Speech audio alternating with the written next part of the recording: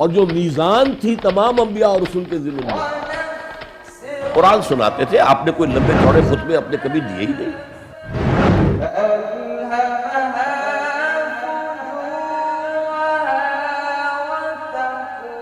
کوئی بھی ایک نظام کی تبدیلی جو ہے وہ بغیر کسی مضبوط جماعت کے ممکن ہی نہیں ہے.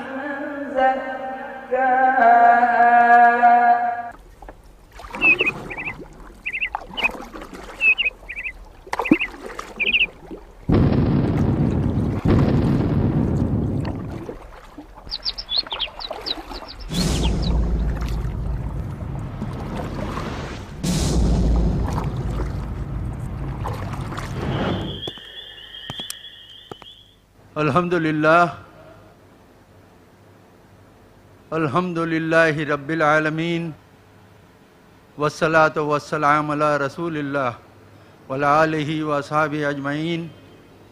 اما بعد، اعوذ باللہ من الشیطان الرجیم. بسم اللہ الرحمن الرحیم.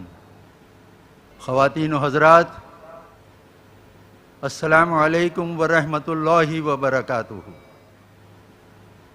میں منظور شیخ آپ سے مخاطب ہوں اور اسلامک ریسرچ فاؤنڈیشن کی جانب سے آپ تمام خواتین و حضرات کا خیر مقدم کرتا ہوں. پروگرام کا آغاز ہوا چاہتا ہے.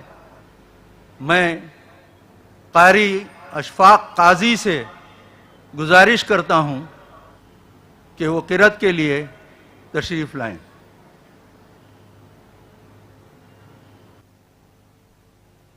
اعوذ باللہ من الشیطان الرجیم.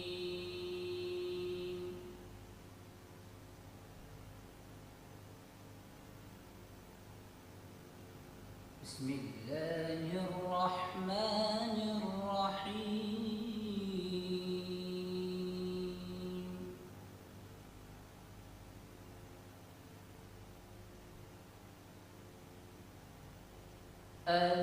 ألهاكم التكاثر حتى زرتم المقابر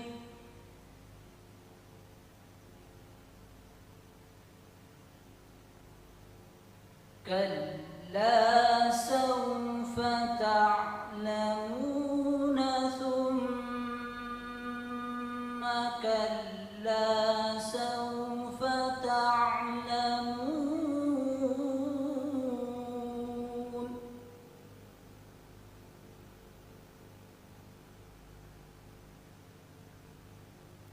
كلا لو تعلمون علم اليقين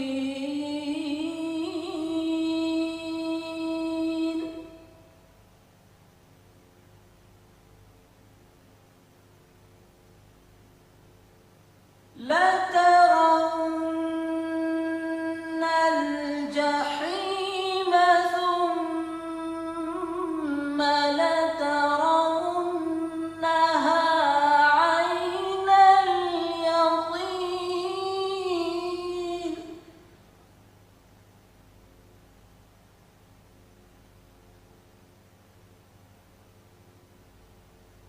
ثم لتسألن يومئذ عن النعيم.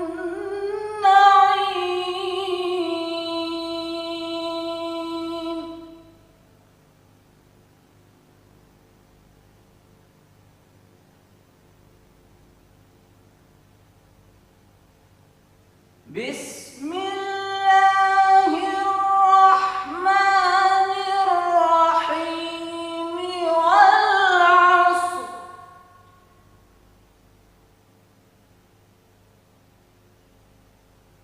إن الإنسان لفي خسر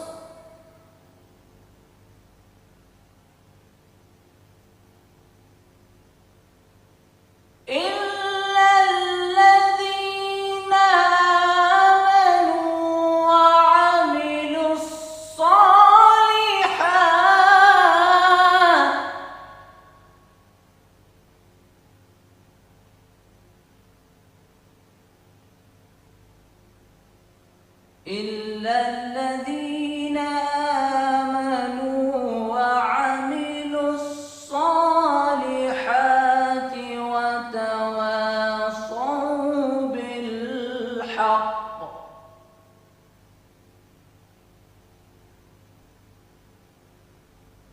وتواصوا بالحق وتواصوا بالصبر صدق اللہ العظیم.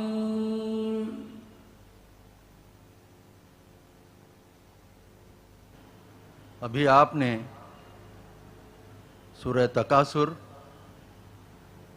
اور سورہ عصر یہ دو صورتیں آپ کے سامنے قاضی اشفاق صاحب نے پڑھی. ترجمہ ہے سورہ تکاثر: تم لوگوں کو زیادہ سے زیادہ اور ایک دوسرے سے بڑھ کر دنیا حاصل کرنے کی دھن میں غفلت میں ڈال رکھا ہے، یہاں تک کہ اسی فکر میں تم لوگ غور تک پہنچ گئے. ہرگز نہیں، ان قریب تم کو معلوم ہو جائے گا، تم پھر سن لو کہ ہرگز نہیں. اگر تم یقینی علم کی حیثیت سے اس روش کو انجام دیتے ہو تو تمہارا یہ طرز عمل نہ ہوتا. تم دوزخ کو دیکھ کر رہو گے اور پھر سن لو کہ تم بالکل یقین کے ساتھ اسے دیکھ لو گے، پھر ضرور اس روز تم سے ان نعمتوں کے بارے میں جواب طلبی کی جائے گی. سورہ عصر: زمانے کی قسم، انسان در حقیقت خسارے میں ہے سوائے ان لوگوں کے جو ایمان لائے اور نیک اعمال کرتے رہے اور ایک دوسرے کو حق کی نصیحت کرتے رہے اور صبر کی تلقین کرتے رہے.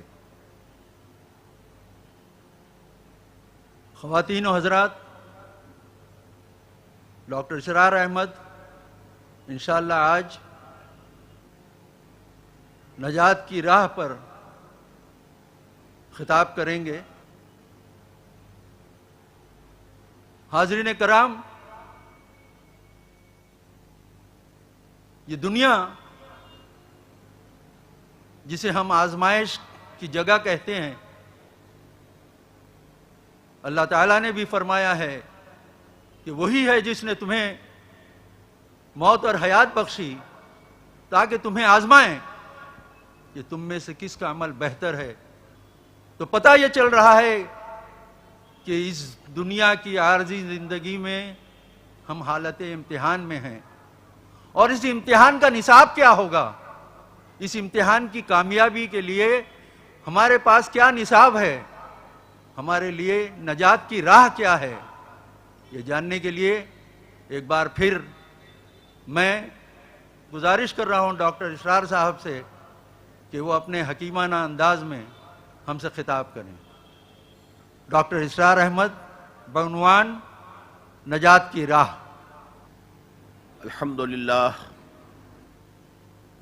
الحمدللہ وکفا والصلاة والسلام علی عبادہ الذین اصطفیٰ، خصوصاً علی افضلہم وخاتم النبیین محمد الامین وعلی آلہ وصحبہ اجمعین. اما بعد فاعوذ باللہ من الشیطان الرجیم. بسم اللہ الرحمن الرحیم. والعصر ان الانسان لفی خسر الا الذین آمنوا وعملوا الصالحات وتواصوا بالحق وتواصوا بالصبر صدق اللہ العظیم. رب اشرح لی صدری ویسر لی امری واحلل عقدۃ من لسانی یفقہوا قولی. اللہم ربنا الہمنا رشدنا واعذنا من شرور انفسنا. اللہم ارنا الحق حقا وارزقنا اتباعہ وارنا الباطل باطلا وارزقنا اجتنابہ.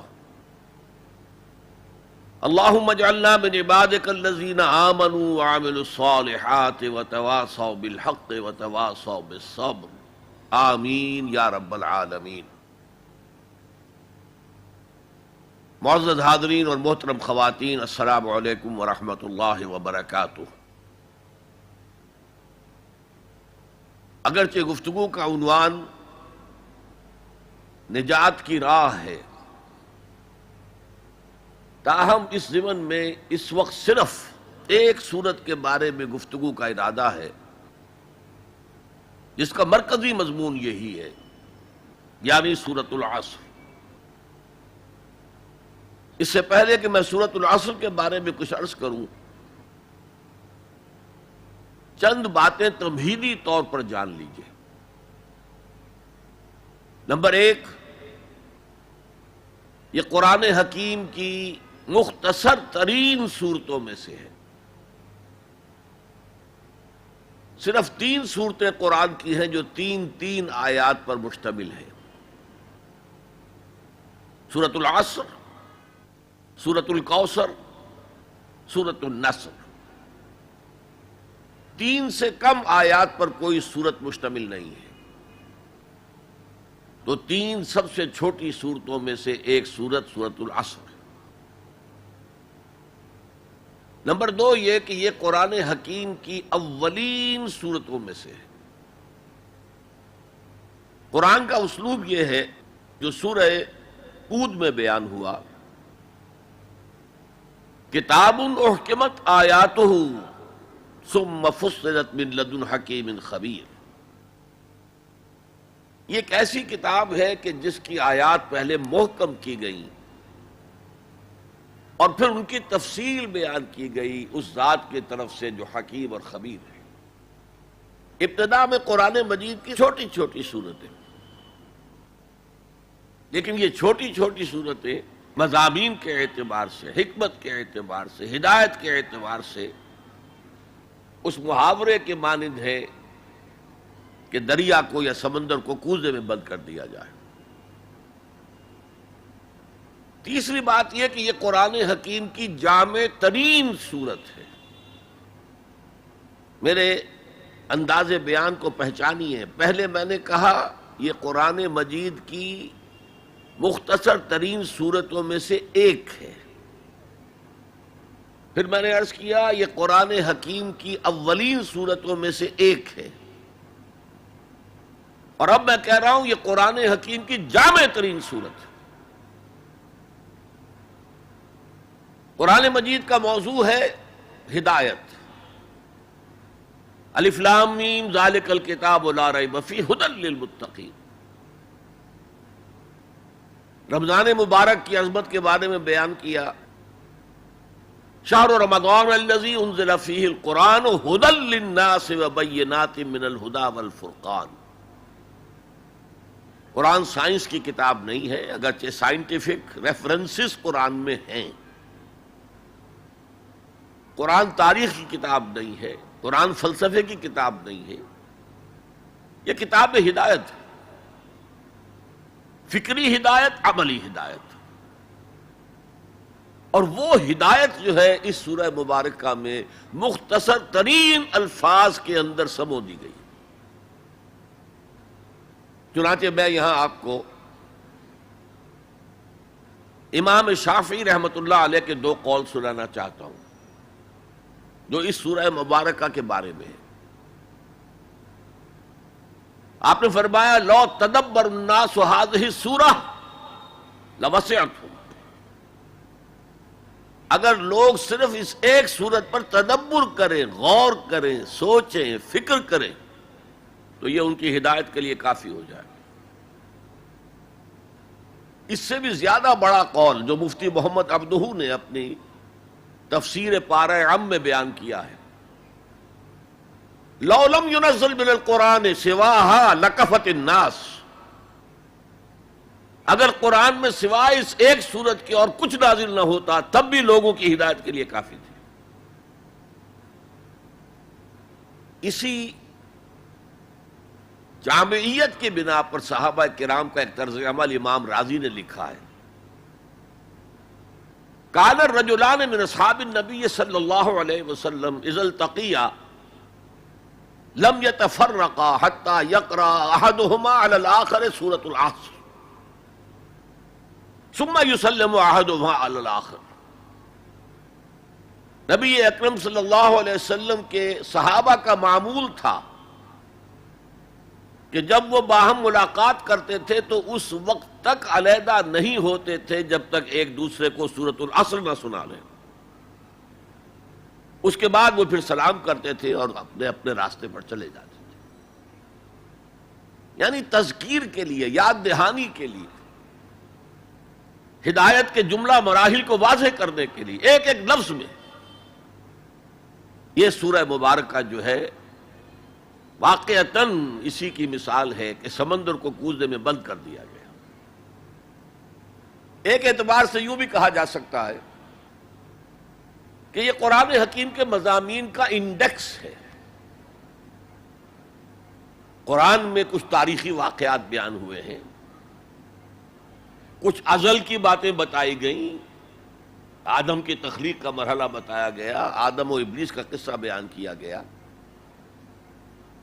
پھر بہت سے انبیاء کے حالات بیان کیے گئے، پھر ہمیں آخرت کی خبریں دی گئیں. ان سب کی طرف اشارہ ہو گیا والعصر، زمانہ گواہ ہے. ان الانسان لفی خسر الا الذین آمنوا. اب یہ ایک بہت بڑا عنوان ہے قرآن کے مضامین کا، بہت جامع عنوان. آمنوا، کن کن چیزوں پر ایمان، کس انداز میں ایمان، یہ تشریح قرآن میں ملے گی آپ کو مکی صورتوں کے اندر. وعملوا الصالحات، تیسرا مضمون کیا ہے؟ اچھے اعمال، صالح اعمال. اسی کی تفسیر تو ہے، اخلاقی تعلیمات ہے، بیسک ہیومن موریلٹی کا تذکرہ ہے، پھر شریعت کے احکام ہیں، یہ کرو یہ نہ کرو.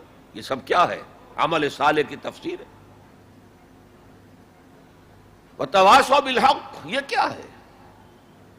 یہ مختلف عنوانات سے قرآن مجید میں مضمون آیا. کہیں اس کو کہا گیا امر بالمعروف نہی عن المنکر، کہیں سے کہا گیا ادعو الی سبیل ربک، اور اس کے اوپر مفصل مضامین ہے. اور وتواصوا بالصبر، مدنی صورتوں میں جبکہ جنگیں ہو رہی تھیں تو صبر کی جو تلقین آئی ہے، جس طرح سے آئی ہے وہ آپ کے علم میں ہے. تو یہی تو مضامین ہے نا قرآن کے. تو گویا کہ سورۃ العصر جو ہے مضامین قرآن کا ایک جامع انڈیکس ہے. چوتھی بات یہ نوٹ کر لیجئے کہ یہ کلام انتہائی مؤکد ہے، نہایت تاکیدی ہے. پہلے تو اللہ قسم کھا رہا ہے. اللہ بغیر قسم کھائے بھی کوئی بات کہے تو مستند ہے ان کا فرمایا ہوا، لیکن تاکید کے لیے والعصر، زمانے کی قسم کھائی. ان الانسان لفی خسر، ان تاکید کے لیے، لفی لام پھر تاکید کے لیے، خسرن تفخیم کے لیے، معمولی خسارہ نہیں، 1000 2000 لاکھ 2 لاکھ کروڑ 2 کروڑ کا خسارہ نہیں، بہت بڑا خسارہ. تاکید کی انتہا ہے. یہ 4 باتیں نوٹ کرنے کے بعد اب ذرا اس کا ترجمہ اور اس کا انالیسس دیکھیے. آیتیں 3 ہیں. والعصر، زمانے کی قسم ہے. یہ کلام مفید نہیں بنتا، اس سے کوئی معنی سمجھ میں نہیں آتے جب تک یہ معلوم نہ ہو کہ کس بات پر قسم کھائی جا رہی ہے. لہذا بات بنے گی والعصر ان الانسان لفی خسر. اب یہ کلام مفید ہے، اس کے معنی سمجھ میں آ گئے. اسی طرح تیسری آیت کے کوئی معنی نہیں بنتے جب تک کہ دوسری آیت کے ساتھ نہ جڑے. الا الذین آمنوا وعملوا الصالحات وتواصوا بالحق وتواصوا بالصبر، سوائے ان کے جو ایمان لائے اور جنہوں نے نیک عمل کیے، جنہوں نے حق کی وصیت کی اور جنہوں نے صبر کی وقت تاکید کی. بھئی یہ اللہ سے کلام شروع ہو رہا ہے تو یہ تو مستثنا ہے نا. مستثنا من ہو کیا ہے، کس سے مستثنا کیا جا رہا ہے؟ دوسری آیت کے ساتھ جوڑیں گے تو معلوم ہوگا کہ ہاں اب یہ کلام مفید ہے. ان الانسان لفی خسر الا الذین آمنوا وعملوا الصالحات وتواصوا بالحق وتواصوا بالصبر. اس سے کیا بات سامنے آئی؟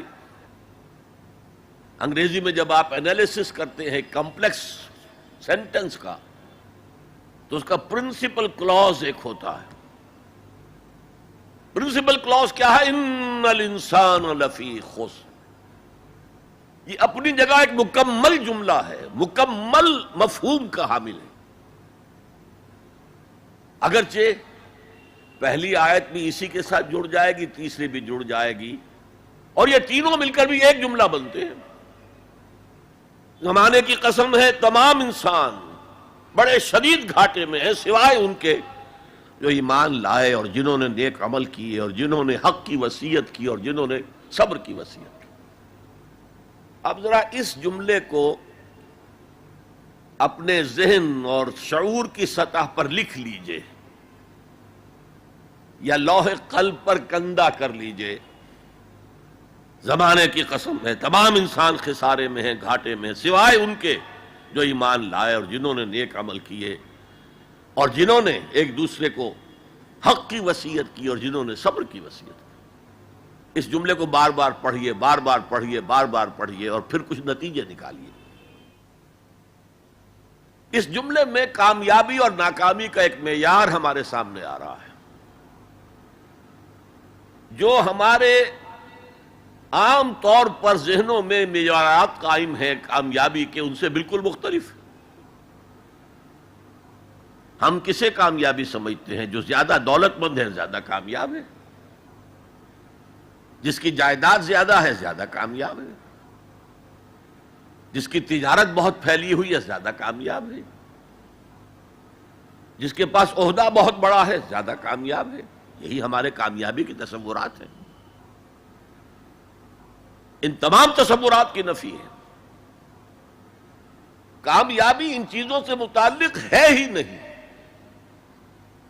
کامیابی تو ان چار چیزوں سے متعلق ہے: ایمان، عمل صالح، تواصی بالحق، تواصی بالصبر. یہ ہیں تو کامیابی ہے، یہ نہیں ہے تو کوئی کامیابی نہیں. آپ کو سلطنت عرضی مل جائے کوئی کامیابی نہیں، دنیا بھر کی نعمتیں مل جائے کوئی کامیابی نہیں، جب تک کہ یہ چار چیزیں موجود نہ ہوں: ایمان اور عمل صالح اور تواصی بالحق اور تواصی بالصبر. اور اگر یہ چار چیزیں حاصل ہوں تو چاہے کوئی آپ کو جانتا بھی نہ ہو، چاہے آپ کسی کٹیا میں رہتے ہو، کوئی محل نہ ہو آپ کے پاس، چاہے آپ کو روکھی سوکھی بھی مشکل سے ملتی ہو، آپ کامیاب ہیں. یہ ذہن میں رکھیے. معیار جب تک ہمارا یہ نہیں بنے گا ہم اسلام کے راستے پہ چل ہی نہیں سکتے. اس لیے کہ انسان جو بھاگ دوڑ کرتا ہے، جو سعی کرتا ہے، دن رات محنت کرتا ہے، راتوں کو سوچتا ہے، پلاننگ کرتا ہے، وہ کامیابی کے حصول کے لیے. اگر کامیابی کے یہ تصورات ہیں تو انہی کے لیے بھاگ دوڑ کرے گا، دنیا میں گم ہو جائے گا. جیسے اقبال نے کہا کہ کافر کی یہ پہچان کہ آفاق میں گم ہے، اور مومن کی یہ پہچان کہ گم اس میں ہے آفاق. یہ معیار ہے در حقیقت، جیسے کہ حضور نے فرمایا صلی اللہ علیہ وسلم کہ بہت سے لوگ ایسے بھی ہوتے ہیں جو اگر کسی محفل میں جانا چاہیں تو بار نہ پا سکیں، انہیں اجازت ہی نہ ملے. اگر وہ کہیں رشتہ کرنا چاہے تو کوئی انہیں رشتہ نہ دے. لیکن اللہ کی نگاہ میں ان کا وہ مقام ہوتا ہے کہ اگر وہ بھولے سے کسی بات پر قسم کھا لیں تب بھی اللہ ان کی قسم کی لاج رکھتا ہے. آپ سوچئے ابو ہریرہ کا کیا مقام تھا، ابو ذر کا کیا مقام تھا. حضور فرماتے ہیں صلی اللہ علیہ وسلم: من کان یسرہ ان ینظر الی زہد عیسیٰ فلینظر الی صاحب ابی ذر. جس شخص کو اس سے خوشی حاصل ہوتی ہو کہ حضرت عیسیٰ کا زہد اپنی آنکھوں سے دیکھے تو میرے اس ساتھی، میرے اس دوست ابو ذر کو دیکھ لے. یہ لوگ ہیں کامیاب ترین. حضرت علی کی جب شادی ہو رہی تھی حضرت فاطمہ سے رضی اللہ تعالی عنہما، ان کے پاس کوئی مکان نہیں تھا. ایک انصاری صحابی نے ایک حجرہ دیا ہے جس میں کہ وداع ہو کر حضرت فاطمہ گئی. کوئی گھر نہیں تھا، فقراء صحابہ میں سے تھے، مہر دینے کے لیے کچھ نہیں تھا. حضور نے پوچھا کچھ ہے علی تمہارے پاس مہر دینے کے لیے؟ عرض کیا حضور کچھ نہیں میرے پاس. فرمایا تمہارے پاس وہ زرہ ہوتی تھی ایک. عرض کیا جی زرہ تو ہے، لیکن ظاہر بات ہے زرہ تو ہتھیار ہے، جنگ کے لیے ہے، جہاد فی سبیل اللہ کے لیے. آپ نے فرمایا جاؤ اسے بیچو یا گروی رکھو، کچھ لے کر آؤ، مہر تو دینا ہے. کیا اس مفلسی کی وجہ سے حضرت علی ناکام انسان تھے؟ لیکن واقعہ یہ ہے کہ کامیابی کے اور ناکامی کے اس معیار پر ہمارا دل ٹھکتا نہیں. دل ٹھک جائے تو کیا کہنے، زندگی میں انقلاب آ جائے. میں جو بات کہہ رہا ہوں دل گواہی دے گا کہ صحیح ہے، لیکن برا نہ مانے تو میں عرض کروں گا. قرآن مجید میں ایک آیت آئی ہے کہ اے محمد جو کچھ آپ کہہ رہے ہیں صلی اللہ علیہ وسلم، کوئی بات لگتی تو ٹھیک ہے. ان نظن الا ظنا وما نحن بمستيقنين، گمان سا تو ہوتا ہے جو آپ کہہ رہے ہیں ٹھیک ہے، ہمیں یقین نہیں ہوتا.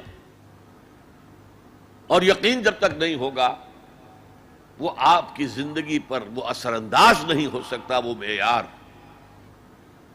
کہنے کو ہم کہتے ہیں ہمارا آخرت پر ایمان ہے، اور آخرت کی زندگی ابدی زندگی ہے، اور اصل زندگی آخرت کی زندگی ہے. وَإِنَّ دَارَ الْآخِرَةَ لَهِيَ الْحَيَوَانُ. لیکن ہماری بھاگ دوڑ، ہماری سعی و جہد، کہاں سے کہاں ہم جاتے ہیں اچھے کیریئرز کی تلاش میں. اب ایک ملک کے اندر بھی ادھر جاؤ ادھر جاؤ، ادھر جا کر کوئی تلاش کرو، ملک سے باہر بھی عرب ممالک میں جاؤ، یو اے ای میں جاؤ، امریکہ میں جاؤ، اور کتنی خبریں آتی ہیں، کتنے لوگ مرتے ہیں انلیگل امیگریشن کی وجہ سے. پورے جہاز ڈوب جاتے ہیں. انلیگل امیگریشن کس چیز کی تلاش میں؟ کیا اللہ یہاں رازق نہیں ہے، رزق نہیں دے سکتا؟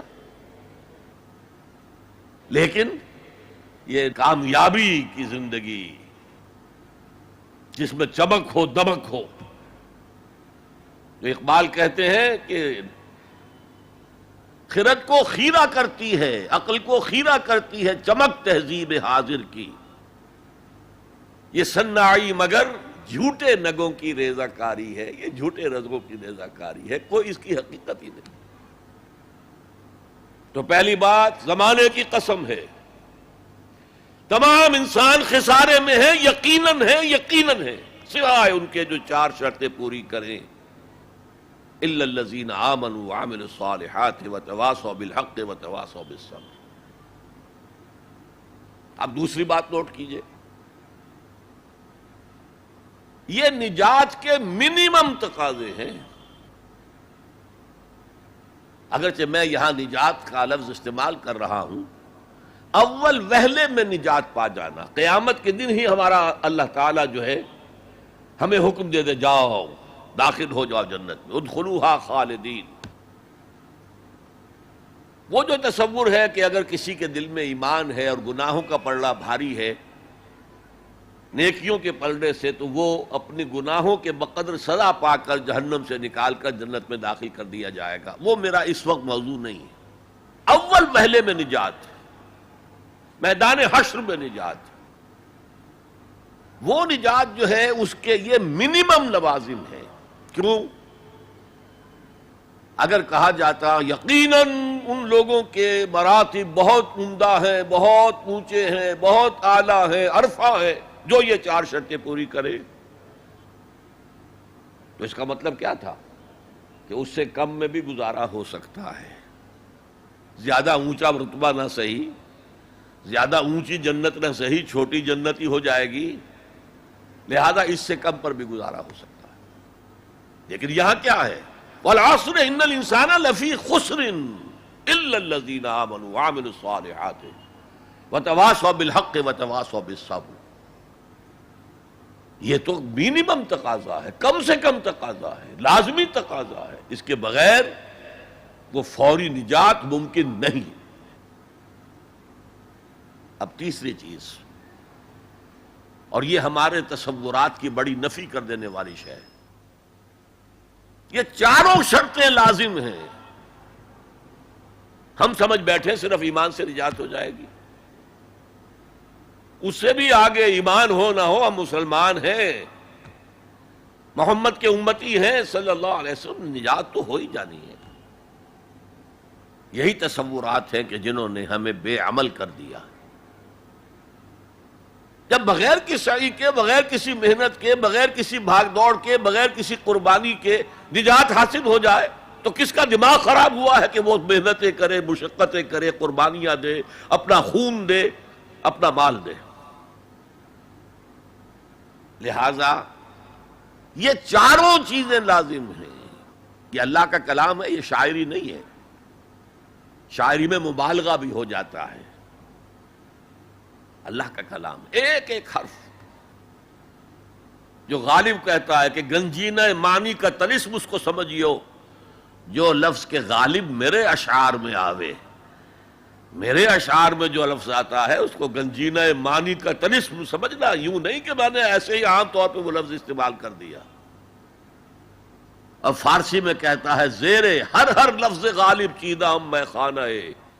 میں نے غالب کے ایک ایک لفظ کے نیچے ایک میخانہ پایا.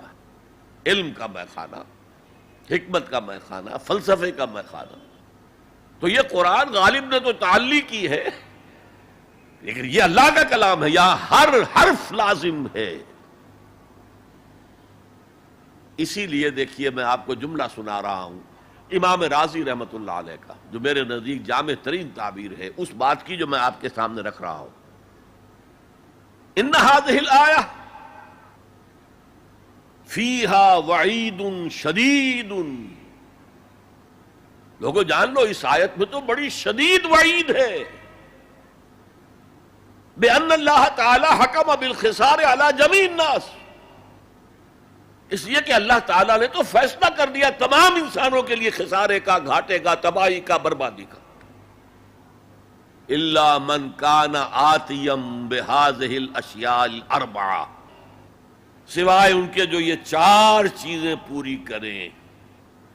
وہی الایمان والعمل الصالح والتواصی بالحق والتواصی بالصبر.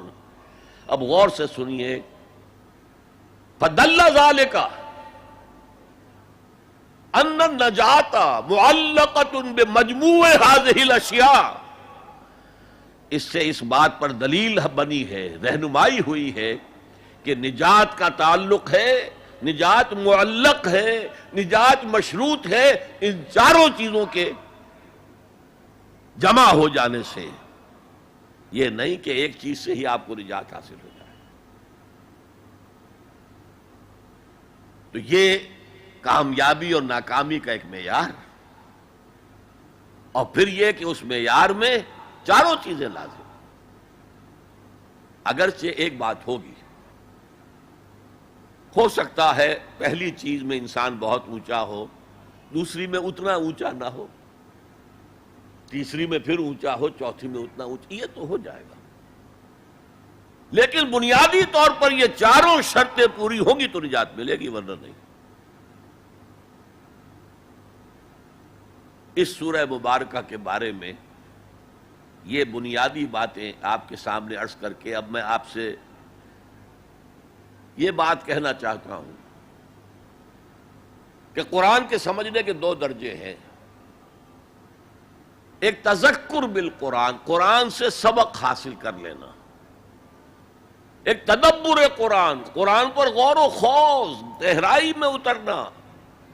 قرآن میں ہو غوطہ زن اے مرد مسلمان, غوطہ لگاؤ گے تو تہ سے موتی نکال کر لاؤ گے نا. اب تذکر بالقرآن تو میں نے آپ کے سامنے تذکر بسورۃ العصر, یہ تو مکمل ہو گئی, سبق تو حاصل ہو گئے. کامیابی کا معیار یہ چار چیزیں ہیں, یہ چاروں چیزیں لازم ہیں. اور جب ہم تدبر قرآن کے درجے پر آئیں گے تو معلوم ہوگا چاروں چیزیں عقلاً منطقی طور پر لازم و ملزوم ہیں. تو تذکر بالقرآن اتنی بات بھی جس نے سمجھ لی، جس بدو نے سمجھ لی، اس کی زندگی میں انقلاب آ گیا. وَالْعَصْرِ إِنَّ الْإِنسَانَ لَفِي خُسْرٍ إِلَّا الَّذِينَ آمَنُوا وَعَمِلُوا الصَّالِحَاتِ وَتَوَاصَوْا بِالْحَقِّ وَتَوَاصَوْا بِالصَّبْرِ. جو حاصل تھا، اس کو میں مثال دیا کرتا ہوں کہ اگر سمندر میں کوئی آئل ٹینکر جو ہے وہ لیک کر جائے، ٹوٹ جائے، تو کیا ہوتا ہے؟ تیل سمندر کی سطح پر پھیل جاتا ہے، نیچے نہیں جاتا. اسی طرح قرآن کا تیل، قرآن کا مغز، قرآن کی ہدایت اس کی سطح پر موجود ہے. اسی لیے کہا گیا کہ تذکر بالقرآن نہایت آسان ہے، کیونکہ سطح پر موجود ہے. اس کے لیے گہری غوطہ زنی کی ضرورت نہیں ہے. وَلَقَدْ يَسَّرْنَا الْقُرْآنَ لِلذِّكْرِ فَهَلْ مِن مُدَّكِرٍ. یاد دہانی حاصل کرنے کے لیے ہم نے قرآن کو بہت آسان کر دیا ہے. تو ہے کوئی نصیحت اخذ کرنے والا؟ ہے کوئی بنیادی ہدایت کا طالب؟ فَهَلْ مِن مُدَّكِرٍ. تذکر بالقرآن کے اعتبار سے قرآن دنیا کی آسان ترین کتاب ہے. تدبر قرآن کے اعتبار سے یہ دنیا کی مشکل ترین کتاب ہے. کسی انسان کے لیے اس کی تہ میں پہنچ جانا ممکن نہیں ہے. بس مستثنا اگر ایک ذات ہو سکتی ہے تو حضور صلی اللہ علیہ وسلم کی ذات مبارکہ ہے. وہ تدبر قرآن پوری زندگیاں لوگ لگا کر یہ نہیں کہہ سکے کہ ہم نے پورا قرآن سمجھ لیا ہے. 30 جلدوں میں امام رازی تفسیر لکھ رہے ہیں، لیکن کتنے ہی مقامات پہ آخر میں کہتے واللہ عالم، اللہ بہتر جانتا ہے. بس یہ میرا خیال یہ ہے، میں یقین سے نہیں کہہ سکتا. جیسے اقبال کا جو خطبات ہیں، اقبال کے جو مدراس میں دیے گئے تھے، The reconstruction of religious thought in Islam، فلسفہ اسلام پر وہ آج کے دور میں علم الکلام کے اعتبار سے بنیادی کتاب. لیکن اس کے دیباچے میں لکھتے ہیں میرا یہ دعویٰ نہیں ہے کہ جو کچھ میں نے کہا ہے وہی صحیح ہے. ہو سکتا ہے کہ وقت گزرنے کے ساتھ صحیح تر باتیں سامنے آئیں. ہمارا کام یہ ہے کہ طالب علمانہ انداز میں غور و فکر جاری رکھیں. تو تدبر قرآن کی کوئی حد نہیں، پوری زندگیاں لگا کر. خاص طور پر امام رازی کا ایک جملہ تو مجھے بھولتا نہیں ہے. سورہ حدید کی جو آیت ہے هو الاول والآخر والظاہر والباطن، وہاں ایسے معلوم ہوتا ہے جیسے کھڑے کانپ رہے ہیں، لرز رہے ہیں. هذه الآیت اعلم ان هذا المقام مقام غامض عمیق مہیب. جان لو کہ یہ مقام بہت گہرا ہے، بڑا پرہیبت ہے اور بہت غامض ہے. اس کے مضامین آسانی سے سمجھنے والے نہیں ہیں. تو بہرحال اس تدبر قرآن کے اعتبار سے اب میں گفتگو کروں گا. والعصر، زمانے کی قسم ہے. پہلی بات یہ نوٹ کیجئے کہ قسم جو قرآن مجید میں کھائی گئی ہے یا کھائی گئی ہیں قسمیں، ان سے مراد کیا ہوتا ہے؟ ہم اگر قسم کھاتے ہیں اپنی کسی بات پر، اللہ کی قسم ہے، تو گویا کہ اللہ کو گواہ کے طور پر پیش کرتے ہیں کہ اللہ جانتا ہے، اللہ گواہ ہے، جو میں کہہ رہا ہوں سچ ہے. لیکن ہم قسم کھائیں گے کسی بزرگ ہستی کی، بڑی شے کی، اللہ کی قسم. قرآن میں جو متکلم ہے اللہ، اس سے اوپر کون ہے؟ لہذا قرآن مجید کی قسموں میں صرف ایک شے ہے، شہادت، گواہی. چنانچہ ترجمہ کیا ہوگا؟ زمانہ گواہ ہے کہ تمام انسان خسارے میں. نمبر 2 نوٹ کیجئے، عصر کے معنی کیا؟ زمانہ، صرف زمانہ نہیں، وہ زمانہ جو تیزی سے گزر رہا ہے. یہ 2 الفاظ استعمال ہوتے ہیں. ویسے تو عربی میں وقت کا لفظ بھی ہے، لیکن قرآن میں وہ لفظ آیا نہیں. 2 لفظ ہیں، عصر اور دہر. اور آپ کو معلوم ہے کہ دونوں کی یہ صورتیں ہیں، سورۃ الدہر بھی ہے، سورۃ العصر بھی ہے. ان دونوں میں فرق کیا ہے؟ فلسفے میں کہتے ہیں ایک سیریل ٹائم ہے، وہ وقت جو گزر رہا ہے جس میں ماضی ہے، حال ہے، مستقبل ہے، یہ سیریل ٹائم. اور ایک دہر، یہ زمانہ، اس کی وسعت، یوں سمجھئے جدید اصطلاح میں time and space complex, time and space complex کو ظاہر کرتا ہے لفظ دہر. اسی لیے کہا گیا ہے هل اتى على الانسان حين من الدهر لم يكن شيئا مذكورا. ایک وقت ایسا بھی نہیں تھا کہ انسان کوئی قابل ذکر شے نہیں تھا. کیا تھا؟ گندے پانی کی ایک بوند. تو یہاں عصر کی جو قسم کھائی گئی ہے اس کے مختلف پہلو ہیں جو علماء نے بیان کیے. یہ عصر تیزی سے گزر رہا ہے، تیزی سے گزر رہا ہے، تیزی سے گزر رہا ہے. غافل تجھے گھڑیال یہ دیتا ہے منادی، گردوں نے گھڑی عمر کی ایک اور گھٹا دی. آپ سمجھتے ہیں آج میری عمر 71 برس ہو گئی، جب 72 کے ہو گئے 1 سال اور عمر بڑھ گئی. ارے بڑی کہاں گھٹ رہی ہے؟ اگر 80 برس تمہاری عمر کل ہونی ہے تو 1 سال اور گھٹ گیا، اگلے سال 1 اور گھٹ جائے گا. تو یہ عمر بڑھ نہیں رہی، گھٹ رہی ہے. غافل تجھے گھڑیال یہ دیتا ہے منادی، گردوں نے گھڑی عمر کی ایک اور گھٹا دی. امام راضی نے بھی یہ واقعہ نقل کیا ہے کہ والعصر کا مفہوم میری سمجھ میں اس وقت آیا جب کہ میں نے بازار میں ایک برف فروش کو چیختے اور چلاتے ہوئے پایا، لوگوں جلدی جلدی میرا برف خرید لو ورنہ میں تباہ ہو جاؤں گا. اس لیے کہ وہ تو پانی بن جائے گا، پھر کیا قیمت اس کی ہوگی. اسی طرح یہ عمر جو ہے اس برف کی طرح پگھل رہی ہے، جا رہی ہے. لہذا یہ چونکانے کا انداز ہے. جیسے آپ کہتے ہیں زمانے کو تھام لو، زمانہ جو ہے اس کی قدر و قیمت کو پہچانو. والعصر، یہ تیزی سے گزر رہا ہے، یہ برف کی طرح پگھل رہا ہے. اس کا ایک اور مفہوم بھی ہے جو شروع میں عرض کر چکا ہوں. تاریخ انسانی گواہ ہے، جب انبیاء اور رسول کی دعوت مانی گئی، بہترین نظام قائم ہوا، بہترین معاشرہ قائم ہوا، بہترین سوسائٹی قائم ہوئی. اور جب ان کے راستے سے اعراض کیا گیا، تباہی آئی، بربادی آئی، ہلاکت آئی، اللہ کا عذاب آیا. والعصر، یہ زمانہ گواہ ہے. یاد کر لو قوم نوح کے انجام کو، یاد کر لو قوم ہود کے انجام کو، یاد کر لو قوم صالح کے انجام کو، یاد کر لو قوم لوط کے انجام کو، یاد کر لو قوم مدین کے انجام کو، یاد کر لو آل فرعون کے انجام کو. والعصر ان الانسان لفی خسر الا الذین آمنوا وعملوا الصالحات وتواصوا بالحق وتواصوا بالصبر. مجھے ایک انگریزی نظم کا بھی ایک سٹینزا یاد آ رہا ہے. ویسے بڑی پیاری نظم ہے، پوری کی پوری سام آف لائف، زندگی کا ترانہ، ترانہ زندگی. اس کا جو سٹینزا میں سنانا چاہتا ہوں: art is long and time is fleeting and our hearts, though stout and brave, still like muffled drums are beating funeral marches to the grave.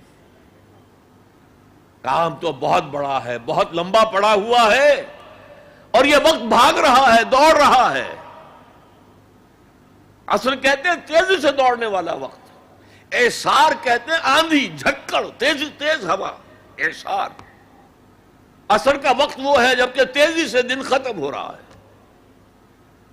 Art is long and time is fleeting, and our hearts, though stout and brave. اگرچہ ہمارے دل ابھی بڑے مضبوط ہیں، بڑی بہادری ہے. Still like muffled drums are beating funeral marches to the grave. یہ آپ کے سمجھ میں آئے گا جب کوئی جنرل، بڑا فوجی افسر جو ہے وہ مرتا تھا، اس کا جنازہ جو ہے کیریئر پر رکھ کر اس کی قبر کی طرف لے کر جاتے تھے، اور ڈرم بجایا جاتا تھا، لیکن ڈرم کے اوپر کپڑا چڑھا دیا جاتا تھا. وہ اس کی شارپ نہیں آتی تھی وائس، بلکہ دبی ہوئی، مفل ڈرمز. تو اگرچہ ہمارے دل بہت توانا ہے، فی الحال کوئی بیماری ابھی نہیں آئی ہے، لیکن ہم تو در حقیقت still like muffled drums are beating heart beat کا لفظ جس طرح کہ وہ ڈرم بجایا جا رہا ہے، بیٹنگ آف دی ڈرم، اسی طرح بیٹنگ آف دی ہارٹ، اس کے ساتھ ہم قدم بقدم اپنے گریو، اپنی قبر کی طرف جا رہے ہیں. یہ ہے والعصر، زمانے کی قسم ہے، زمانہ گواہ ہے. ان الانسان لفی خسر. میں عرض کر چکا ہوں یہ مرکزی آیت ہے، مرکزی مضمون ہے. اسے آپ کہہ سکتے ہیں انسان کا حزنیہ، ہیومن ٹریجڈی. آپ کو معلوم ہے گوتم بدھ کیا بپتا پڑی تھی اس پر کہ شہزادہ تھا کپل وستو کا، محل میں رہتا تھا، جوان بیوی تھی، ایک بچہ بھی، بیٹا وہ بھی تھا. جوان بیوی کو اور بیٹے کو چھوڑ کر جنگلوں میں نکل گیا. کیوں؟ اس نے دیکھا دنیا میں دکھ بہت ہے. کہیں وہ دیکھا اس نے اندھا ایک آدمی ہے، وہ ٹھوکریں کھا رہا، گر رہا ہے. کہیں دیکھا کسی کا بچہ جو ہے عالم نزع میں ہے، کوئی کچھ نہیں کر سکتا، رو رہے ہیں، پیٹ رہے ہیں. کہیں دیکھا جنازہ جا رہا ہے، کندھے کے اوپر رکھ کر لے جا رہے ہیں. تو اس کے فکر کا مرکزی نقطہ کیا ہے؟ سروم دکھم، یہاں تو دکھ ہی دکھ ہے اور کچھ نہیں ہے. اس دکھ سے سیلویشن حاصل کرنے کے لیے وہ نکل گئے. اب کیا اسے ملا کیا نہیں ملا اسے چھوڑ دیجئے، لیکن ایک مثال تو ہے. محل کی زندگی چھوڑ کر، جوان بیوی کو چھوڑ کر، ایک چھوٹے بچے کو چھوڑ کر انسان نکلا ہے باہر.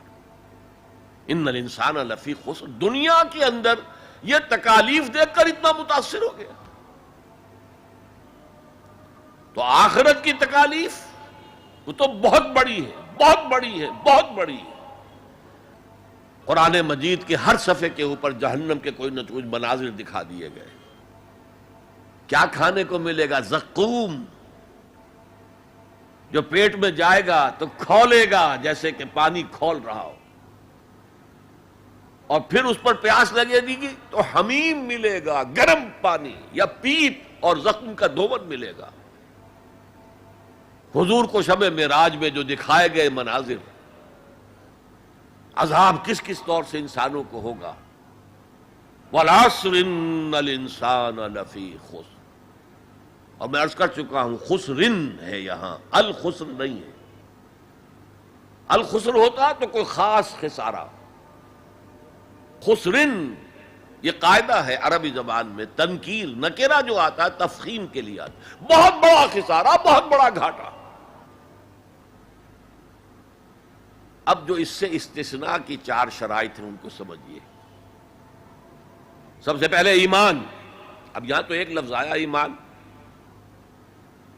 اللہ پر ایمان، رسولوں پر ایمان، آخری رسول اور آخری نبی پر ایمان، کتابوں پر ایمان اور آخری کتاب قرآن پر ایمان، بعث بعد الموت پر ایمان، حساب کتاب پر ایمان، جزا و سزا پر ایمان، جنت اور دوزخ پر ایمان. یہ ایمانیات ہیں.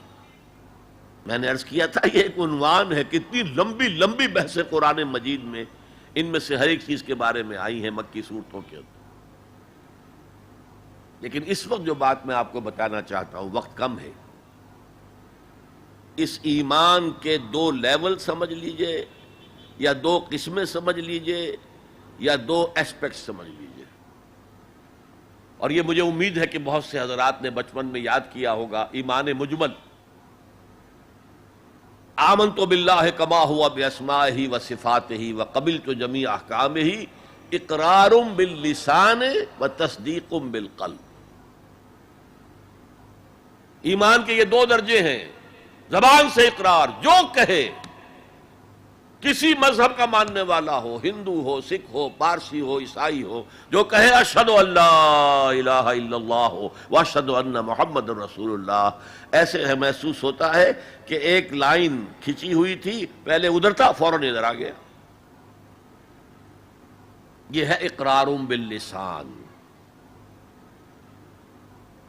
لیکن اس ایمان کا فائدہ صرف اس دنیا میں ہے، یعنی ہم ایک دوسرے کو مسلمان سمجھیں۔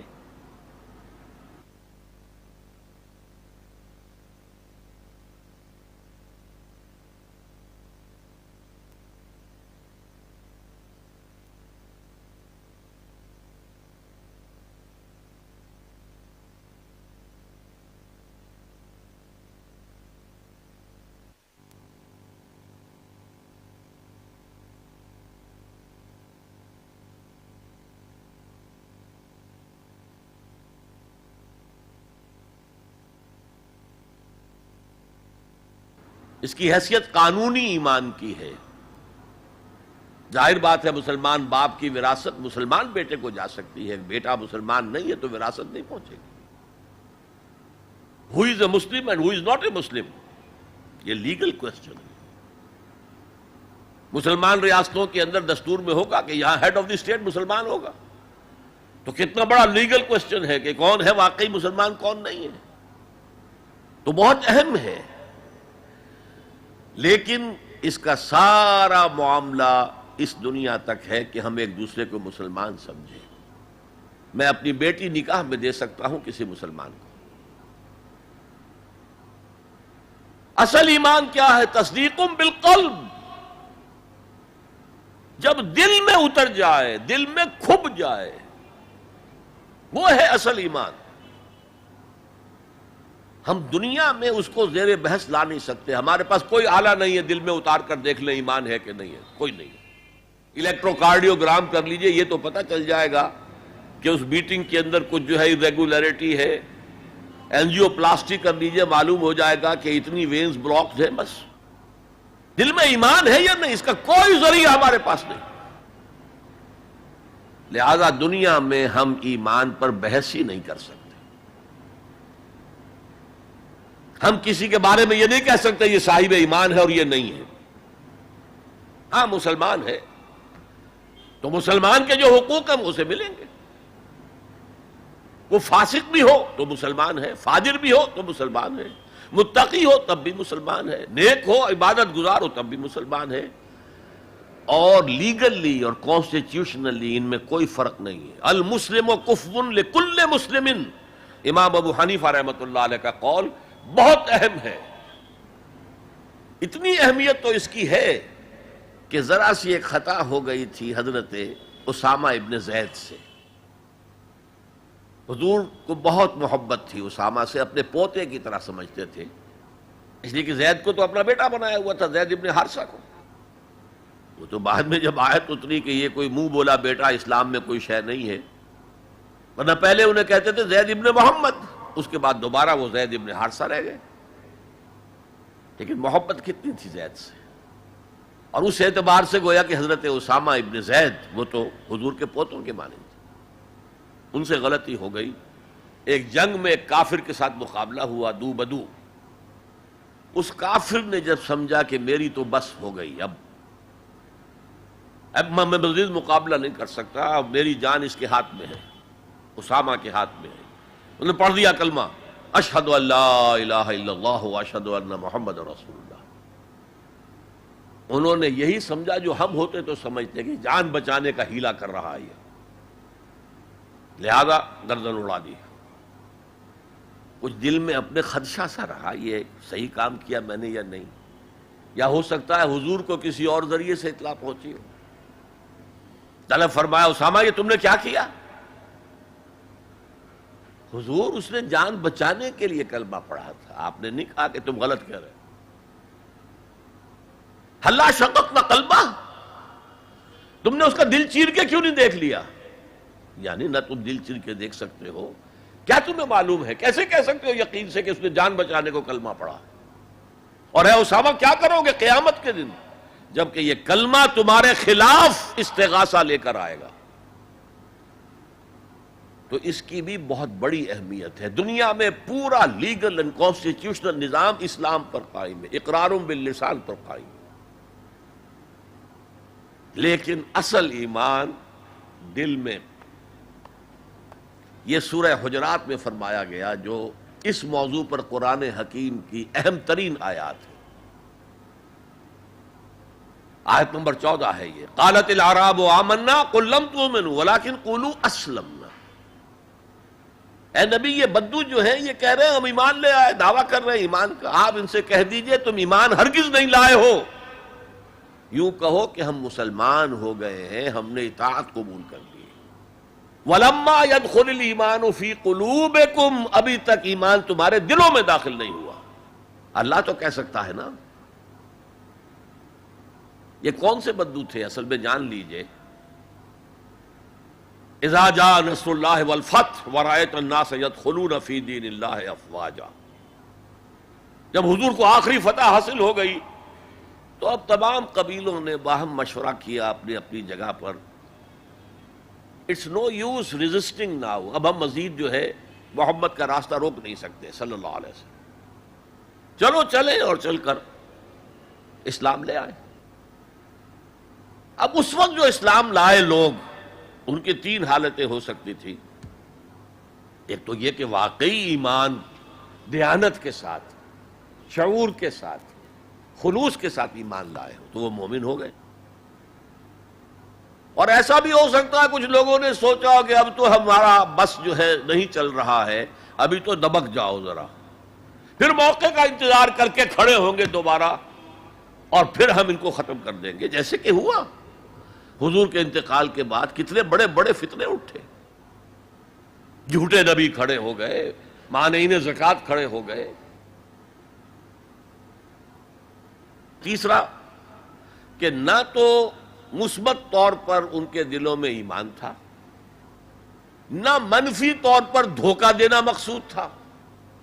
بس ٹھیک ہے سب جا رہے ہیں ہم بھی ایمان لے آتے ہیں. نہ ایمان نہ نفاق. وہ پہلے جنہوں نے دھوکہ دینے کے لیے اور ٹائم گین کرنے کے لیے اور اس لیے کہ اب ہمارا بس نہیں چل رہا ہے پھر دیکھیں گے پھر کھڑے ہوں گے، جو انہوں نے یہ کیا وہ منافق. جو صدق کے دل سے ایمان لائے وہ مومن. درمیان میں وہ جو رہ گئے وہ مسلم تو ہیں، منافق بھی نہیں ہے، مومن بھی نہیں. اس بحث پر ایک عنوان قائم کیا ہے امام ابن تیمیہ نے، اثبات الاسلام بغیر الایمان. بغیر ایمان کے اسلام کا اثبات. اس لیے کہ جب قرآن یہ کہہ رہا ہے قالت الاعراب آمنا قل لم تؤمنوا ولکن قولوا اسلمنا ولما يدخل الایمان فی قلوبکم، لیکن اگر تم اللہ اور اس کے رسول کی اطاعت کرتے رہے تو ہم تمہارے اعمال میں سے کچھ کمی نہیں کریں گے. اس کا مطلب کیا ہوا؟ منافق تو نہ ہوئے. اگر منافق ہوتے تو منافق کا تو کوئی عمل قبول نہیں. لہذا نہ مومن نہ منافق بلکہ مسلم، صرف مسلم، صرف مسلم. آج کے مسلمانوں کا آپ اگر جائزہ لیں، تجزیہ کریں، عظیم اکثریت 1,00,000 میں سے 99,999 اس کیٹیگری میں فال کریں گے. ایمان کہاں ہے؟ یقین کہاں ہے؟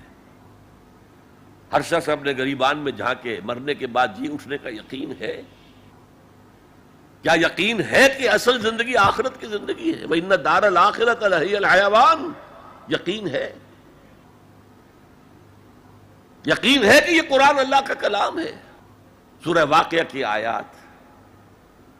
أَفَبِهَذَا الْحَدِيثِ أَنْتُمْ مُدْهِنُونَ وَتَجْعَلُونَ رِزْقَكُمْ أَنَّكُمْ تُكَذِّبُونَ. تم اپنے عمل سے قرآن کی تکذیب کر رہے ہو. کہتے تو ہو قرآن اللہ کا کلام ہے، ہمارا عقیدہ ہے. اللہ نے سود کو حرام کیا، تم سودی کاروبار کر رہے ہو. ما آمن بالقرآن من استحل محارمہ. کوئی ایمان نہیں ہے قرآن پر اس شخص کا جس نے اللہ کی حرام کردہ شے، قرآن کی حرام کردہ شے کو اپنے لیے جائز ٹھہرا لیا. تو یہ ایمان ہے اصل میں وہ شے جو دل میں داخل ہو جائے. چنانچہ یہاں تو نفی کی گئی نا اس کی. تم اپنے آپ کو مسلمان کہہ سکتے ہو، مومن نہیں کہہ سکتے. لیکن صحابہ کرام جو سچے اور پکے مومن تھے ان کے بارے میں کیا فرمایا؟ وَلَٰكِنَّ اللَّهَ حَبَّبَ إِلَيْكُمُ الْإِيمَانَ وَزَيَّنَهُ فِي قُلُوبِكُمْ. اللہ نے تمہارے نزدیک ایمان کو محبوب کر دیا ہے اور اسے تمہارے دلوں کے اندر کھبا دیا ہے، مزین کر دیا ہے، منور کر دیا ہے تمہارے دلوں کو. دل کا ایمان یہ ہے اصل ایمان. اور اصل ایمان کی تعریف کیا ہے پھر؟ دیکھیے کس قدر نیچرل سیکوینس ہے، منطقی بات ہے. یہ بدو کہہ رہے ہیں ہم ایمان لے آئے، اے نبی کہہ دیجئے تم ایمان ہرگز نہیں لائے ہو. ما آمن تم نہیں آیا ہے، لم تؤمنوا یہ تاکید کے لیے ہوتا ہے، بہت تاکید. ہرگز ایمان نہیں لائے ہو. ولیکن قولوا اسلمنا بلکہ کہو کہ ہم اسلام لے آئے ہیں، ہم نے اطاعت قبول کر دی. ولما يدخل الایمان فی قلوبکم ابھی تک ایمان تمہارے دلوں میں داخل نہیں آیا. وَإِن تُطِيعُوا اللَّهَ وَرَسُولَهُ لَا يَلِدْكُم مِّنْ أَعْمَالِكُمْ شَيْئًا إِنَّ اللَّهَ غَفُورٌ رَحِيمٌ. اس حالت میں بھی اگر تم اللہ اور اس کے رسول کی اطاعت کرتے رہو گے تو یہ اللہ تعالیٰ چونکہ غفور اور رحیم ہے یہ رعایت کرے گا کہ تمہارے اعمال کو تسلیم کر لے گا اور اس کے اجر سے تمہیں محروم نہیں کرے گا. لیکن اصل سیکوینس جو میں بتا رہا تھا، اب اس آیت کے نتیجے میں سوال پیدا ہو گیا نا. ڈیفائن ایمان. Tell us what is ایمان. We want to be accepted as Momins. تو بتایا جائے ایمان کیا ہے، اس کے تقاضے کیا ہے. کانٹیکسٹ کے اعتبار سے یہ قرآن مجید کی اہم ترین آیت ہے ایمان کو ڈیفائن کرنے کے لیے. انما المؤمنون الذین آمنوا باللہ ورسولہ ثم لم یرتابوا وجاہدوا باموالہم وانفسہم فی سبیل اللہ. مومن تو صرف وہ ہیں جو ایمان لائے اللہ پر، اس کے رسول پر، پھر شک میں ہرگز نہیں پڑے، یقین کی کیفیت ہو گئی. ابھی آپ نے سورہ تکاثر سنی تھی. عین الیقین، علم الیقین. ایک تیسرا درجہ اور ہے حق الیقین. یقین کے بھی 3 درجے ہیں، معمولی بات نہیں ہے. ایک ہے حدیث میں جسے کہا گیا احسان. حضرت جبرائیل نے حضور سے پوچھا اخبرنی عن الاحسان. آپ نے فرمایا ان تعبد اللہ. ایک روایت میں ان تعمل للہ ہے، تیسری روایت میں ان تخشى اللہ کانک تراہ فإن لم تکن تراہ فإنہ یراک. احسان یہ ہے کہ تم اللہ کی عبادت کرو یا اللہ کے لیے عمل کرو، بھاگ دوڑ کرو، یا اللہ کا خوف تمہارے دلوں میں ہو اس طرح گویا کہ تم اللہ کو اپنی آنکھوں سے دیکھ رہے ہو. یہ احسان ہے، یقین کا وہ درجہ. تو انما المؤمنون الذین آمنوا باللہ ورسولہ ثم لم یرتابوا، پھر انہوں نے شک ہرگز نہیں کیا. وجاہدوا باموالہم وانفسہم فی سبیل اللہ، اور پھر جہاد کیا انہوں نے اپنے مالوں کے ساتھ، اپنی جانوں کے ساتھ اللہ کی راہ میں. یہ ذرا تفصیل طلب مسئلہ ہے، جہاد سے مراد کیا ہے، کسی اور موقع پر انشاءاللہ اس پر روشنی ڈالوں گا.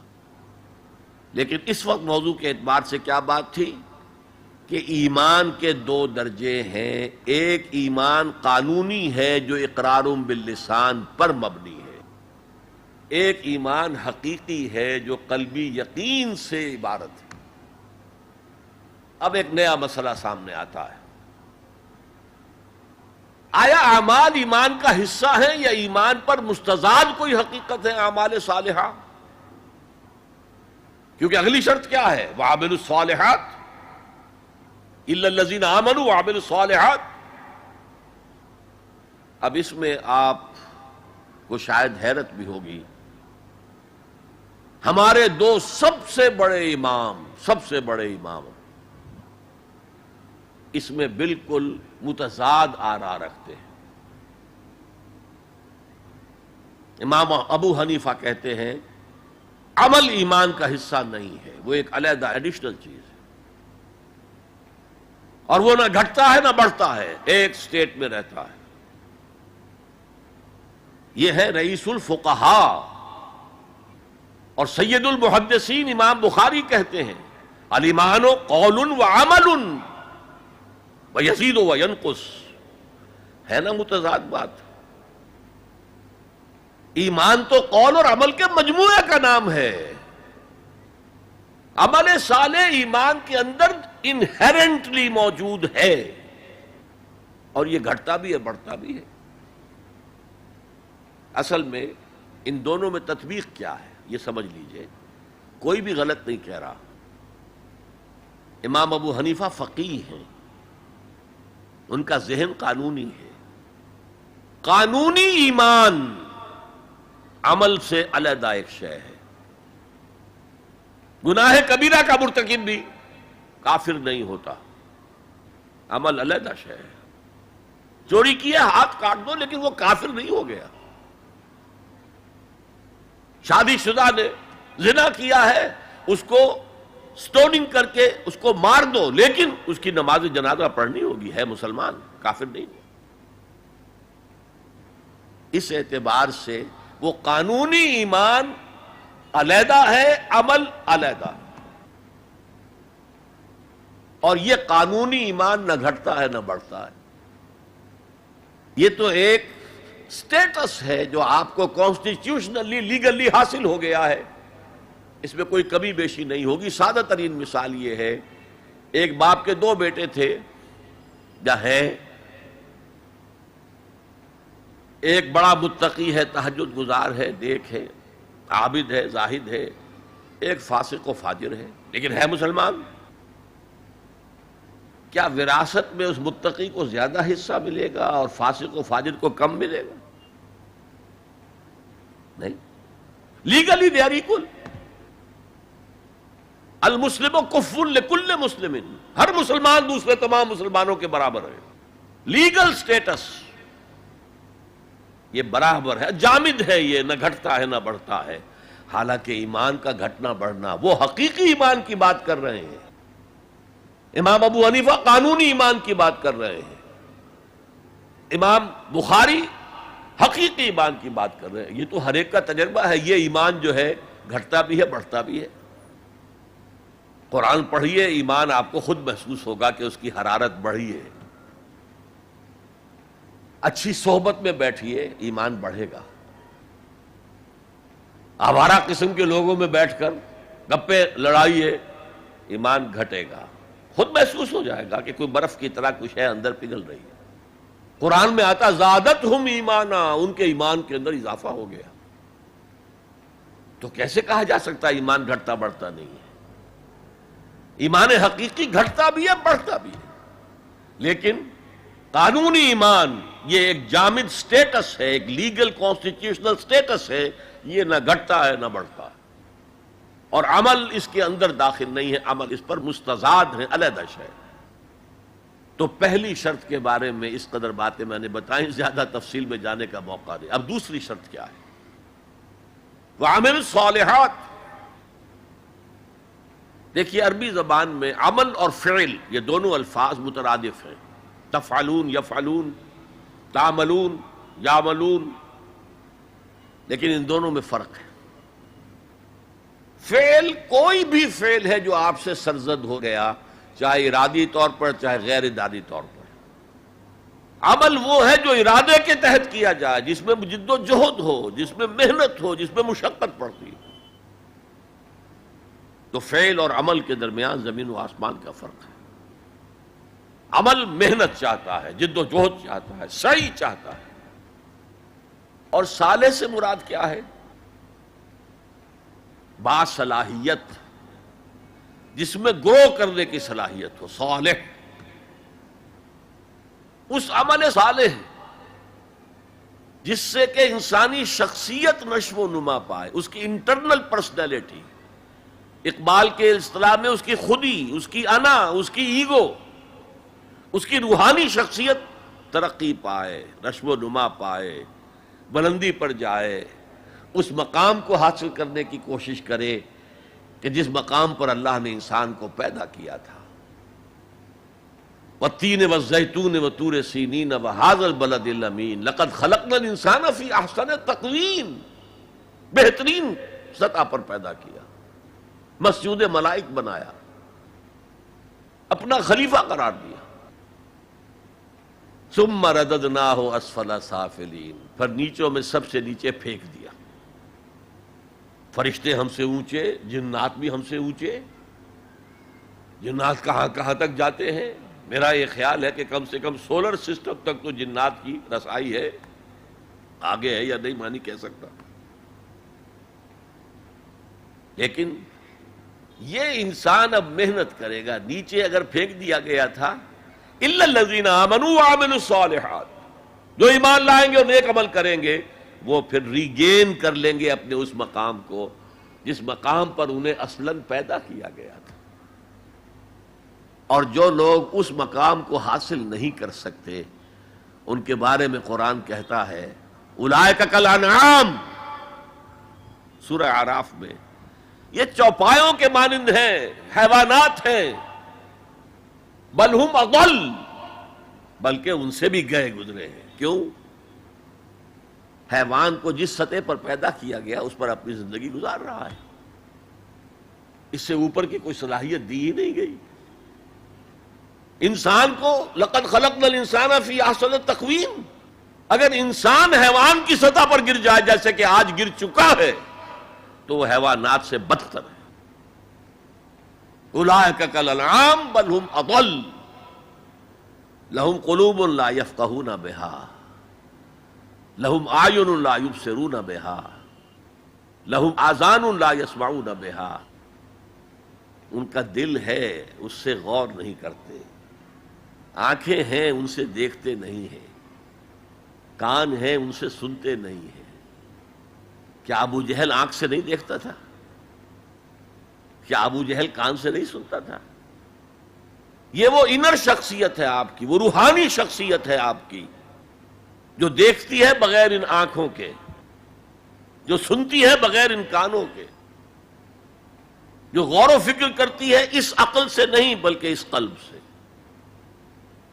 تو اللہ نے تو سب کچھ دیا تھا، ہر ایک میں وہ روح پھونکی ہوئی ہے، لیکن یہ لوگ اپنی اس روح سے بیگانہ ہو گئے ہیں، بھول گئے ہیں کہ ہمارے اندر کوئی ڈیوائن ایلیمنٹ بھی ہے۔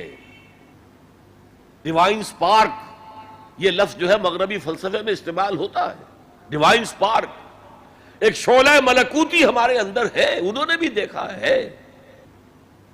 لیکن آج کا انسان خاص طور پر ڈارون کے نظریے کے پھیلاؤ کی وجہ سے، یہ نظریہ بایولوجی کے میدان کا نظریہ تھا اور بایولوجی کے میدان میں اسے تقریباً ریجیکٹ کیا جا چکا ہے،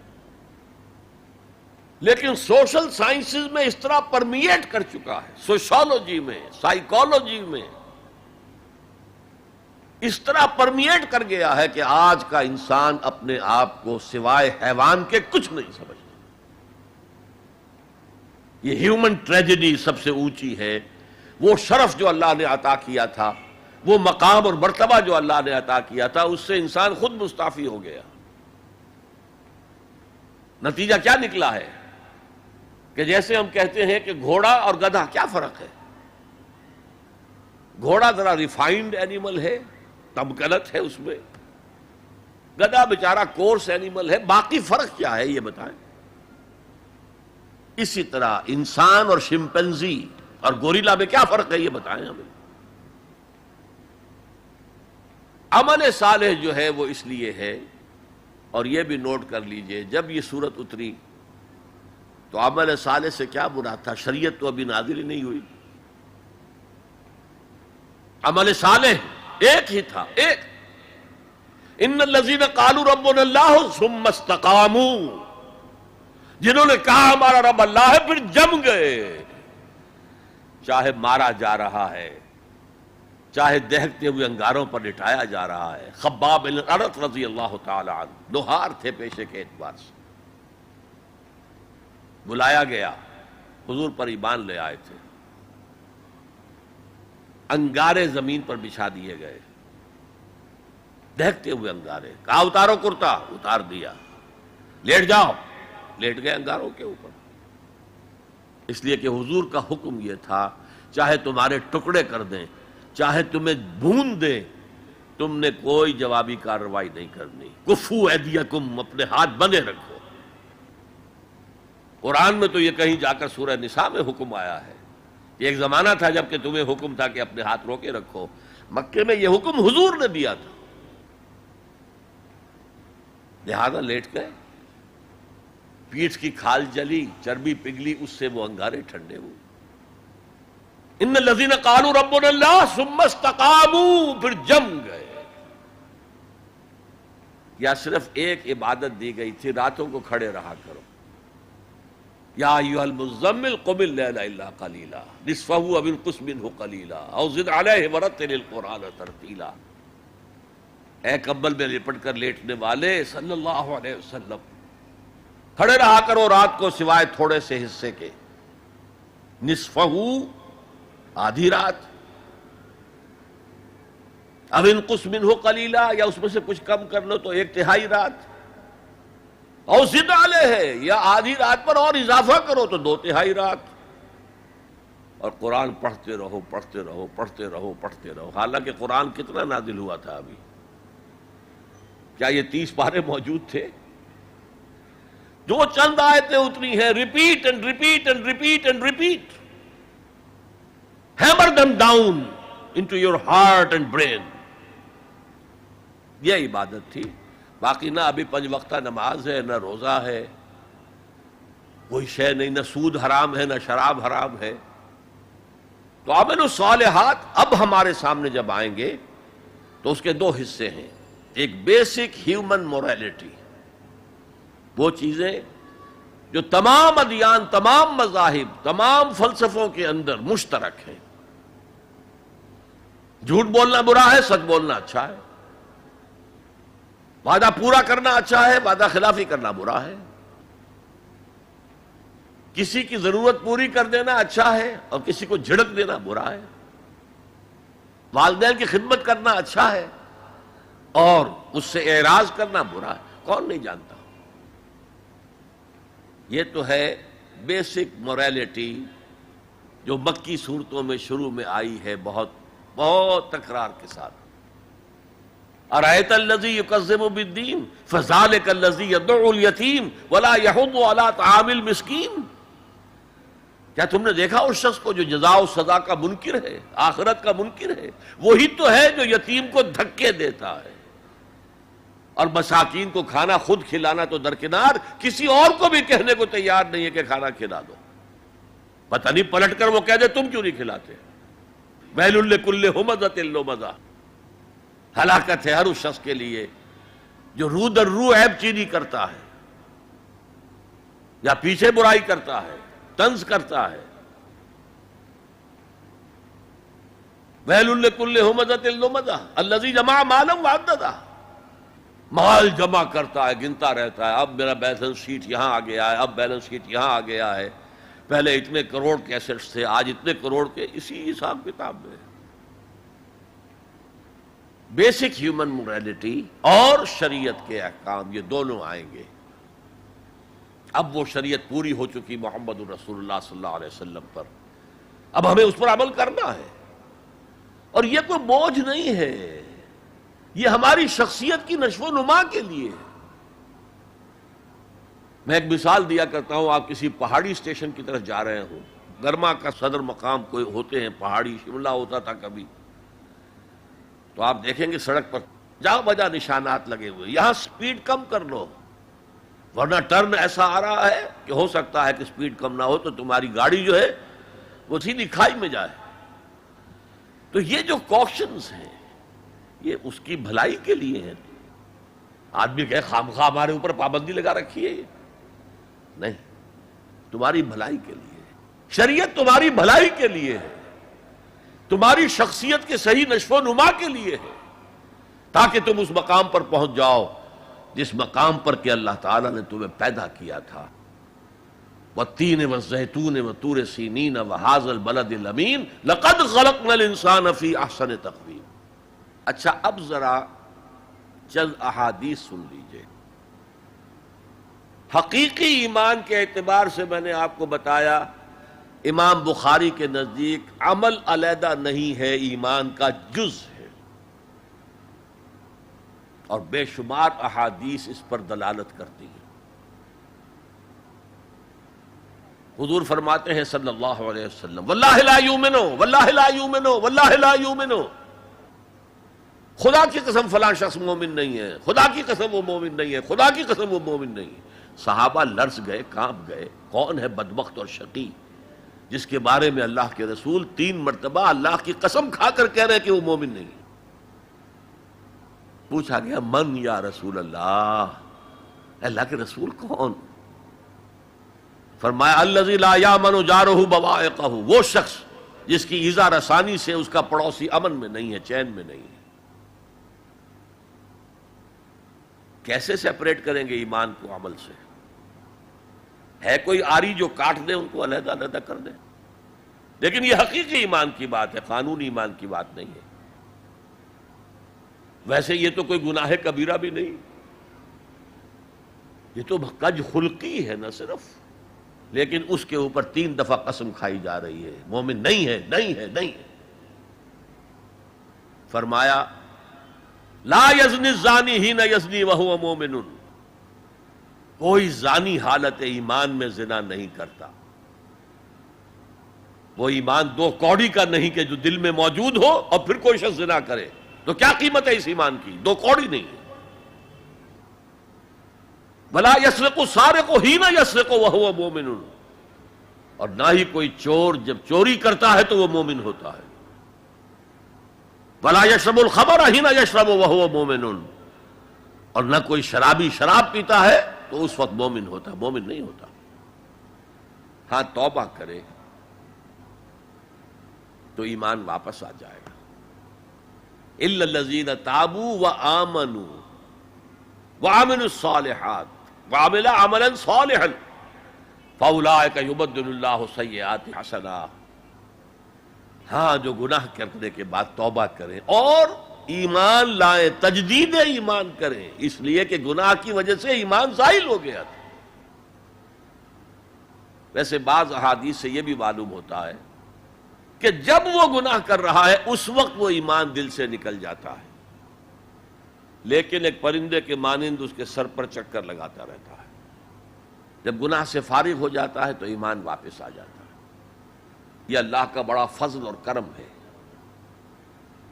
جیسے کہ وہاں کہا گیا تھا کہ ایمان تو نہیں لائے ہو پھر بھی وَإِن تُطِيعُوا اللَّهَ وَرَسُولَهُ لَا يَلِدْكُم مِّنْ أَعْمَالِكُمْ شَيْئًا إِنَّ اللَّهَ غَفُورٌ رَحِيمٌ، اگرچہ تم مومن نہیں ہو لیکن اس حالت میں بھی اگر تم اللہ کی اور اس کے رسول کی اطاعت کرتے رہو گے تو اللہ تمہارے اعمال کے اجر و ثواب میں کوئی کمی نہیں کرے گا۔ کیوں؟ اللہ غفور ہے، رحیم ہے۔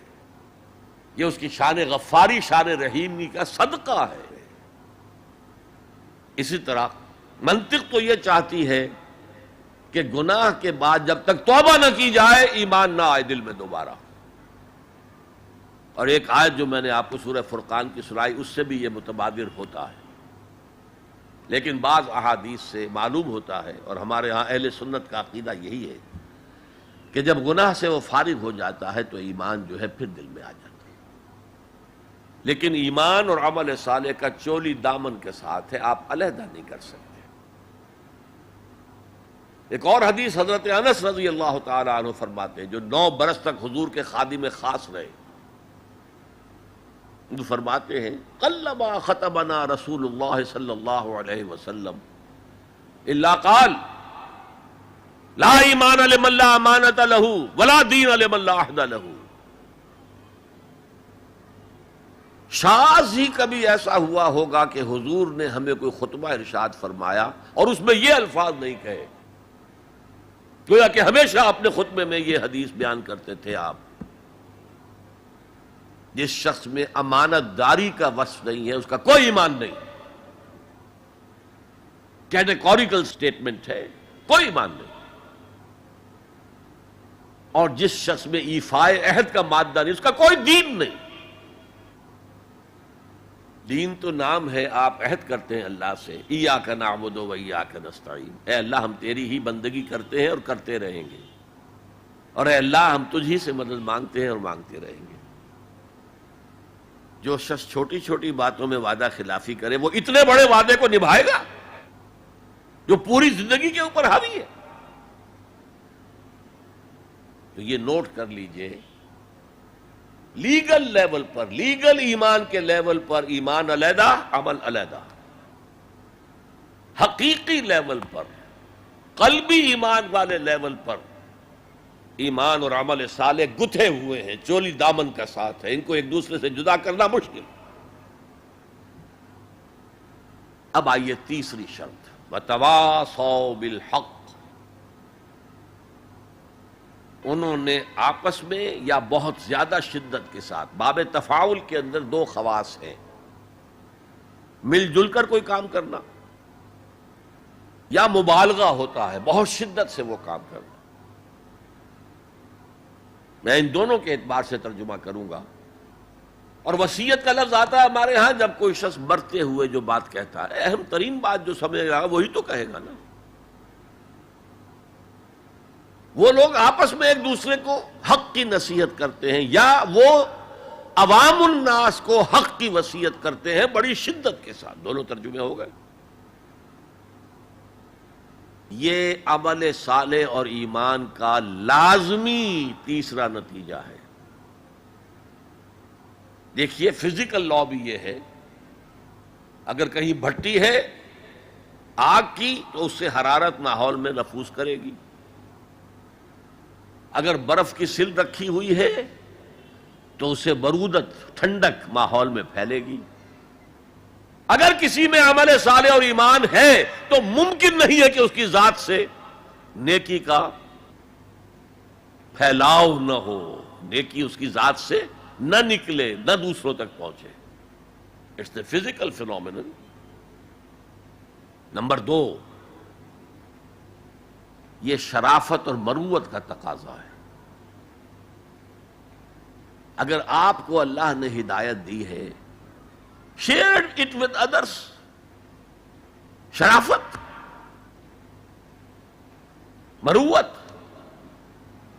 حضور نے فرمایا لا یؤمن احدکم حتی یحب لاخیہ ما یحب لنفسہ، تم میں سے کوئی شخص مومن نہیں ہو سکتا جب تک کہ وہ اپنے بھائی کے لیے بھی وہی بات پسند نہ کرے جو اپنے لیے پسند کی۔ اگر تم اسلام لے آئے ہو، ایمان لائے ہو، نیک عمل کر لیے، بھائی اپنے بھائیوں تک پہنچاؤ جن سے تمہیں محبت ہے، جن کے ساتھ خلوص ہے، جن کے ساتھ اخلاص ہے۔ یہ دوسری بنیاد ہے کہ ایمان اور عمل صالح سے تواصی بالحق خود بخود برآمد ہوگا۔ اور ایک تیسری بات ہے حمیت، غیرت۔ میں یہاں آپ کو ایک حدیث سنا رہا ہوں۔ ایک طویل عرصے تک اپنے زمانہ طالب علمی میں یہ حدیث خطبہ جمعہ میں سنتا رہا۔ مولانا تھانوی رحمۃ اللہ علیہ نے جو خطبات جمعہ مرتب کی ان میں یہ حدیث ہے۔ حضور ارشاد فرماتے ہیں اوحى اللہ عز وجل الی جبرائیل علیہ الصلوۃ والسلام ان اقلب مدینۃ کذا وکذا باہلھا۔ اللہ تعالیٰ نے وحی کے ذریعے سے حکم دیا حضرت جبرائیل کو کہ فلاں فلاں بستیوں کو الٹ دو، تلپٹ کر دو۔ جیسے سدوم اور عامورہ کی بستیوں پر عذاب آیا تھا ویسا عذاب ان بستیوں کے اوپر لے آؤ۔ قال فقال، حضور فرماتے ہیں کہ اس پر حضرت جبرائیل نے عرض کیا یا رب ان فیہا عبدک فلان لم یعصک طرفۃ عین۔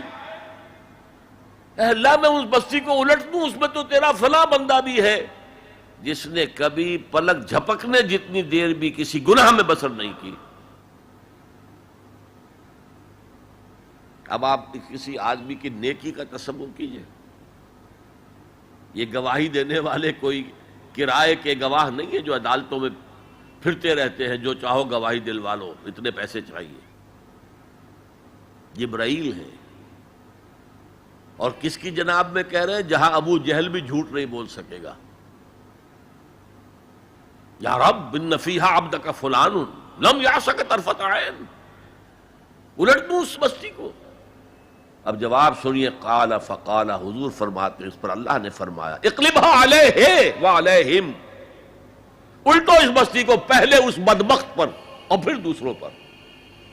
فإن وجهه لم يتبعر في ساعة قط، اس لیے کہ میری غیرت کی وجہ سے کبھی اس کے خون نے جوش نہیں مارا، اس کا چہرے کے اوپر خون نہیں آیا. آپ کو کوئی ماں کی گالی دے، اگر تو آپ میں جان ہے تو وہ جانے دیں گے اس کو، اور اگر جان نہیں ہے، آپ اس کا مقابلہ نہیں کر سکتے، تب بھی غصہ آئے گا، کانپیں گے آپ غصے کی وجہ سے، چہرہ آپ کا سرخ ہو جائے گا، یہ تو کم سے کم ہوگا نا. لیکن یہ اللہ کا بندہ اپنی نیکی میں لگا رہا، اس نے دیکھا نہیں ماحول میں کیا ہو رہا ہے. ماحول میں اللہ کی شریعت کی دھجیاں بکھیری جا رہی ہیں، ماحول میں اللہ کے احکام پاؤں پہلے روندے جا رہے ہیں. یہ لگا رہا تو فقط اللہ اللہ اللہ، یہ زیادہ بڑا مجرم ہے، لہذا بستی کو پہلے اس پر پلٹو اور پھر دوسروں پر. یہ ہے تعلق تواصی بالحق کا ایمان اور عمل صالح کے ساتھ. یہ میں پہلے عرض کر چکا ہوں، اس تواصی بالحق میں اصطلاحات بہت سی ہیں. حق کی دعوت دینا، اللہ کی طرف دعوت دینا حق ہے نا، اللہ کی ذات حق ہے. ذالک بأن اللہ هو الحق. تو تواصی بالحق میں کیا ہوگا؟ ادع الی سبیل ربک بالحکمۃ والموعظۃ الحسنۃ وجادلہم باللتی احسن. یہ بھی تواصی بالحق ہے. نیکی کا حکم تو بدی سے روکو، تأمرون بالمعروف وتنہون عن المنکر، یہ بھی تواصی بالحق ہے. اور اس کے درجات کہاں سے کہاں تک ہیں. اگر بچے کہیں گلی میں کھیل رہے ہیں، کرکٹ کھیل رہے ہیں، آپ ان سے کہتے ہیں بیٹو یہ یہاں پر کھیلنے کی جگہ نہیں ہے، آپ کسی گاڑی کا شیشہ توڑیں گے، آپ کی گیند جو ہے اس سے کسی گاڑی کو نقصان پہنچے گا، کسی انسان کو چوٹ لگ جائے گی، پھر کیا آپ بچ کر چلے جائیں گے وہاں سے؟ آپ کون ہوتے ہیں؟ ہوگی کہ نہیں؟ ریزنٹمنٹ ہوگی کہ نہیں؟ کبھی بھی اس تواصی بالحق کو خندہ پیشانی سے نہیں سنا گیا، نہیں برداشت کیا گیا. اور اگر کچھ لوگ سمجھتے ہیں کہ ہم تواصی بالحق کر رہے ہیں، پھر بھی معاشرہ اس سے کچھ نہ کہے، انہیں کوئی تکلیف نہ پہنچائے، اس کا مطلب ہے انہوں نے حق کا کوئی ایسا حصہ لیا ہے کہ جو لوگوں کی دکھتی رگ کو نہیں چھیڑتا، اس سے بچ بچ کر چل رہے. اگر وہ حق کامل ہو تو باطل کبھی تسلیم نہیں کرے گا، باطل ریٹیلیٹ کرے گا. اب آپ سنیے ایک اور بات. یہ چھوٹا حق تھا کہ بیٹو یہاں نہ کھیلو، کسی گراؤنڈ میں جا کر کھیلو. سب سے بڑا حق کیا ہے؟ اس کائنات کا خالق، مالک اور حاکم اللہ، اس کا حکم یہاں نافذ ہونا چاہیے. یہ حق ہے. اگر نہیں ہے تو اللہ کے خلاف بغاوت ہے. اس کی آپ اگر تلقین کریں گے تو آپ ایگزسٹنگ سسٹم کے باغی قرار پائیں گے. پوری دنیا میں secularism, sovereignty of the people. تم کیا کہہ رہے ہو؟ تمہاری یہ ڈفلی کیا بجا رہی ہے؟ خدا کی ساورنٹی. یہ سب سے بڑا حق ہے. اس حق پر جو بھی ریزنٹمنٹ ہوئی تھی مکے میں، جیسے جیسے ستائے گئے تھے حضور اور آپ کے صحابہ، وہ آپ کے علم ہے. اگر تواصی بالحق ہو رہا اور ریزنٹمنٹ نہ ہو تو پھر آپ حق کی تعلیم نہیں دے رہے، اس کے کسی ایسے جز کی دے رہے ہیں کہ جس سے کسی کو کوئی نقصان نہ پہنچتا ہو. بس یہ کوئی جینٹل مین ایگریمنٹ ہے آپ کا وقت کے نظام کے ساتھ. ہم تمہیں چھیڑیں گے نہیں، باقی ہمیں واز کہنے دو، کہے جاؤ. اسی لیے فرمایا من رأى منکم منکرا فلیغیرہ بیدہ، جو شخص تم میں سے کسی منکر کو دیکھے، کسی بدی کو دیکھے، کسی خلاف حق بات کو دیکھے، اس کا فرض ہے کہ اسے طاقت کے ساتھ اپنے ہاتھ سے روکے۔ فَإِن لَمْ يَسْتَطِعْ، اگر اس کی طاقت نہ ہو، فَبِلِسَانِهِ، تو زبان سے تو کہہ دو کہ خدا کے بندے یہ کام نہ کرو، یہ غلط ہے، یہ حرام کام ہے، اللہ کے غضب کو دعوت نہ دو، یہ تو کہہ دو۔ اور اگر زبانوں پر بھی تالے ڈال دیے گئے ہوں تو پھر کم سے کم دل سے شدید نفرت کرو۔ اگر یہ بھی نہیں ہے تو پھر ایمان نہیں ہے۔ ذالک اضعف الایمان، یہ ایمان کا کمزور ترین درجہ ہے۔ من رأى منکم منکرا فلیغیرہ بیدہ، فإن لم يستطع فبلسانہ، فإن لم يستطع فبقلبہ، وذالک اضعف الایمان، یہ ایمان کا کمزور ترین درجہ ہے۔ اگر یہ بھی نہیں ہے، بدی کو پھیلتے ہوئے، پھلتے ہوئے، پھولتے ہوئے ہم دیکھ رہے ہوں اور ہماری نیند میں بھی خلل نہ آئے، ہماری غیرت جوش میں نہ آئے، ہم اس کو بدلنے کی کوئی سعی نہ کریں، ہمیں اس کا افسوس تک نہ ہو، وائے ناکامی مکائے کارواں جاتا رہا، کارواں کے دل سے احساس زیاں جاتا رہا، تو پھر ایمان کا کیا سوال ہے؟ اسی مضمون کی ایک اور حدیث ہے، یہ حضرت ابو سعید الخدری رضی اللہ تعالیٰ عنہ سے، اور مسلم شریف کی روایت ہے جو میں نے آپ کو سنائی، اسی مسلم شریف میں عبداللہ ابن مسعود سے روایت ہے۔ قال النبی صلی اللہ علیہ وسلم ما بعث اللہ من نبی فی قومہ من قبلی الا کان لہ اصحاب وحواریون یاخذون بامرہ ویقتدون بسنتہ۔ اللہ تعالیٰ نے جس قوم میں بھی کسی نبی کو مبعوث کیا، اس میں اس کے کچھ نہ کچھ صحابہ، کچھ حواری ہوتے تھے، تھوڑے ہوں زیادہ ہوں۔ وہ کیا کرتے تھے؟ اپنے نبی کی سنت کو مضبوطی سے پکڑ لیتے تھے اور ان کے حکم کی پیروی کرتے تھے۔ ثم انہا تخلف من بعدہم خلوف، پھر ہمیشہ ایسا ہوتا رہا کہ ان کے بعد ایسے ناخلف پیدا ہو گئے، یقولون ما لا یفعلون ویفعلون ما لا یؤمرون، جو کہتے تھے جو کرتے نہیں تھے، اور کرتے وہ تھے جس کا حکم نہیں دیا گیا۔ میلاد النبی کے جلوس نکل رہے، اللہ کے رسول نے حکم دیا تھا،